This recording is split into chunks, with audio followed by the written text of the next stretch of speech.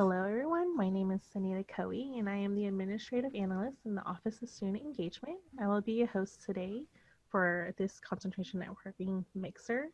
This session will cover the supply chain management concentration, and today you'll hear from our faculty members Yuan Yi and Deanna Daly. Before we get started, I just want to let you know that we will be recording this session. We may share the recording and presentation via email or our website in the future. Your participation in this event acts as your consent to be recorded during today's presentation. Without further ado, Yuan, you can go ahead and take it away. Okay. Hello, everyone. I'm Yuan Yi. I'm the Assistant Professor of Supply Chain Management. I'm also the undergraduate advisor in this area. Welcome to today's meeting. I'll spend a few minutes to introduce what is supply chain management and what courses we are offering in this concentration and what career paths you may choose in the future. So this is a clothes you can find from Amazon.com. Have you ever thought about how this clothes was delivered to you? That is how this packers was made and shipped, stored, and then delivered to you. So this is the supply chain for men's nylon surplex packers behind this packer. It looks very complicated, but we can understand this network from this 4 color-coded paths.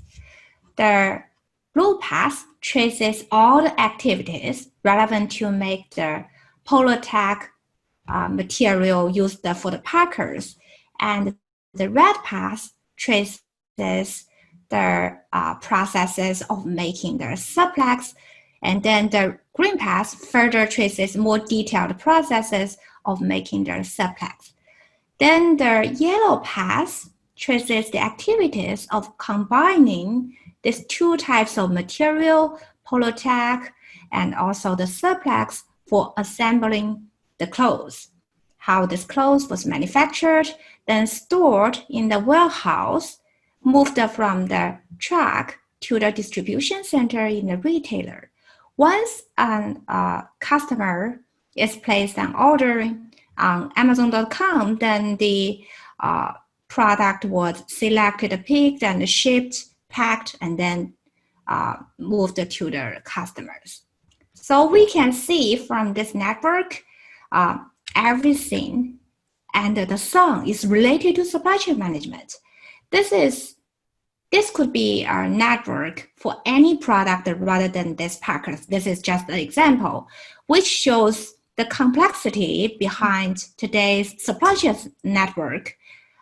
There's companies who made their Polytech material or the surplex could be located in different countries. There are also transportation companies involved in this network. So this is the supply chain example, and everything we use in our daily life, including products, services, could have a supply chain network like this. I think that's a great depiction too. Actually, can you go back just for a second, Yuan? Yeah. I think that's a great depiction too, because it starts to show the complexity of supply chain today. Supply chains of yesteryear were simpler and more local, and now they're very complex and global. Yeah. And so when you see all of the entities involved in getting a single product to a person, it speaks to the complexity that we are working with now. And managing that complexity really becomes a source of strategic advantage for a lot of companies, and sometimes strategic necessity.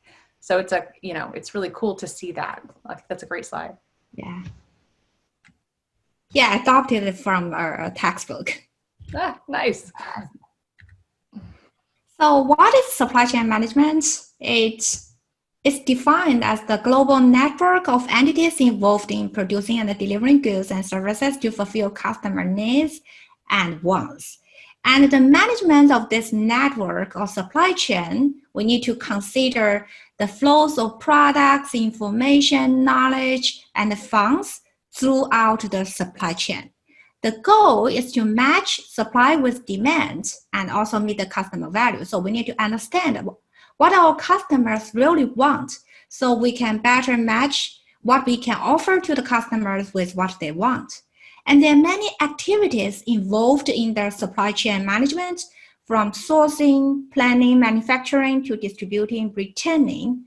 This is just another figure showing the complexity of the supply chain, but showing different players for the manufacturing industry. So we have the suppliers who provide materials to the manufacturer companies. Then we have the warehouse and the distribution centers to store the products. And also we have the customers who receive the products. And there are many activities involved, and there are many costs we need to consider in this network. In this management, we have materials cost, the transportation cost, the manufacturing cost, and so on. And this figure also shows the complexity of supply chain management. Like Diana just mentioned, it's important for companies to handle and successfully manage all this type of complexity. Right. Do you have anything else to add? No, I think it's a good way to look at it. I mean, you've got sort of the tiers of, supplier relationships depicted here, because we start to see that, it's not necessarily our direct supplier, that we have to manage. Sometimes it's our suppliers and their suppliers. So, responsibility for your supply chain is becoming more important too. So I think this is a great way to look at it. Yeah. Okay. So after understanding what is supply chain management, I would like to briefly introduce the courses we offered in supply chain management concentration. We have Group A course. There are 3 required courses, including marketing research, quality management, supply chain logistics, and 4 elective courses, Group B courses, and you have to select at least 3 from the following, including advanced operations, supply chain modeling, multinational marketing, and marketing management. Then we have Group C courses. There are a lot of Group C courses. You can select 1 course from the list, from project management until special problems in supply chain management. So these are the courses we are offering to you if you decided to take supply chain management as a concentration. Okay. Something about you can consider about your career. The reason of considering this as a concentration is you can align yourself with exciting and lucrative career options. As we just mentioned, every company, from manufacturing companies until service organizations, they all have to consider how to manage their supply chain.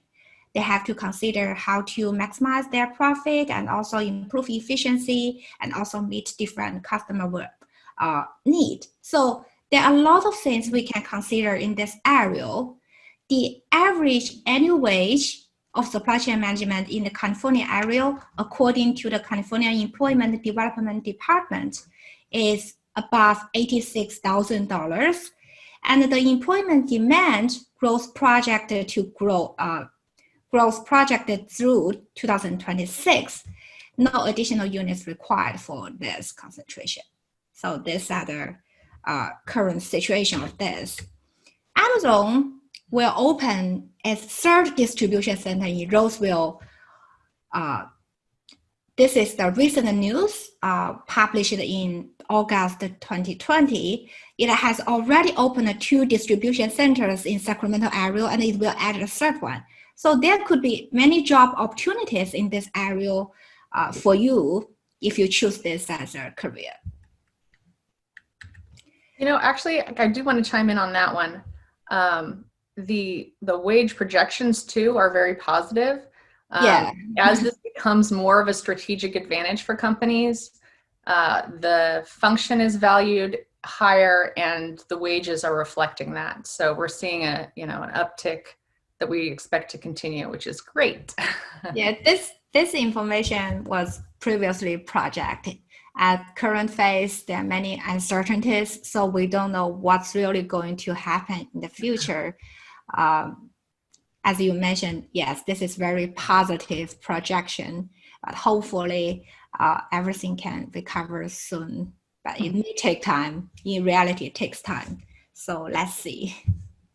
But I think there are also opportunities in this area, just like opportunities and risks coexist. Some of the companies, they're continuing growing. Like some of them are many of them are suffering, but some of the companies, they are growing. Yeah, Amazon's doing quite well.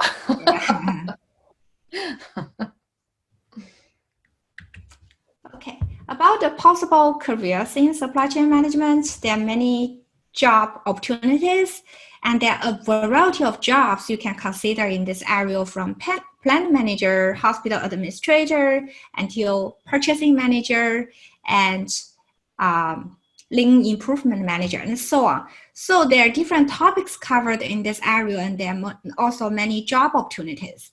If you say you like doing purchasing or sourcing, you like communicating with people, so you can become a purchasing manager. If you like doing analytical work, you can focus on the analytical side of supply chain management, and you can choose to be a supply chain analyst. So these are the possible career paths you can consider. There's a video showing GE's operations management leadership program. I thought if students there, then we can let them watch, but I'll just put the link here.